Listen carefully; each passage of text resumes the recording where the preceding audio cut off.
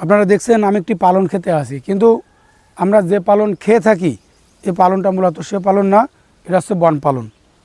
এই বন পালনও খাবার হিসেবে ব্যবহার হয়, কিন্তু আমাদের এলাকায় এটি খাবার হিসেবে খেতে আমরা অভ্যস্ত না। বন পালনের পাতাগুলোয় প্রচুর পরিমাণে আয়রন থাকে এবং খেতে কিছুটা তিতো স্বাদের হয়ে থাকে। বন পালনে প্রচুর পরিমাণে ক্ষুধা বাড়ায়। যারা ক্ষুধা মন্দায় ভুগছেন বন পালন খেতে পারেন। বন পালনে ক্ষুধা বাড়ানোর সাথে সাথে কনস্টিপেশন কমায়, পেটের যাবতীয় সমস্যা দূর করতে সাহায্য করে। বিশেষ করে বদ হজম এবং গ্যাস বা অ্যাসিডিটি যারা ভুগছেন তারা রেগুলার এই বন পালন খেতে পারেন, কারণ এগুলো খেতে কোনো টাকা লাগে না, পয়সা লাগে না।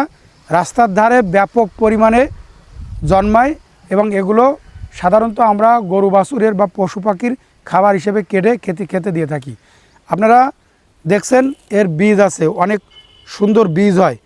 এই বীজগুলো দীর্ঘদিন সুপ্ত অবস্থায় থাকতে পারে মাটির নিচেই, এবং 4-5 বছর পরেও এই বীজগুলো ধীরে ধীরে আবারও বন পালনে পরিণত হতে পারে। বীজগুলো সাধারণভাবে নষ্ট হয় না।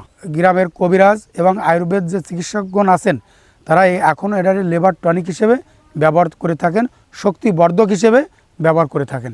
এর পাতাগুলো সুন্দর করে বেটে লাগালে যারা একজিমা, চুলকানি, পাছড়া এবং ফোড়ার সমস্যায় ভুগছেন তারা এগুলো লাগালে দ্রুত উপশম পেতে পারেন। এগুলো এখনও গ্রামের মানুষ এগুলো সাধারণত ব্যবহার করে থাকে। এর পাতার রসের ভিতরে অ্যান্টিঅক্সিডেন্ট, অ্যান্টিব্যাকটেরিয়াল, ফ্লাভোনয়েড ও টেনিন আছে, যা মানুষের শরীরের সংক্রমণ প্রতিরোধে কাজ করে এবং এর পাতার রসে ডায়রিয়া নিয়ন্ত্রণে সাহায্য করে থাকে। বিশেষ করে গরম পড়লে, অতিরিক্ত গরম পড়লেই ডায়রিয়ার প্রকোপটা অনেক বাড়ে। সেক্ষেত্রে এর পাতার রস খেলে দ্রুত ডায়রিয়া নিয়ন্ত্রণ হতে সাহায্য করে। আমরা গ্রাম অঞ্চলে সাধারণত এটা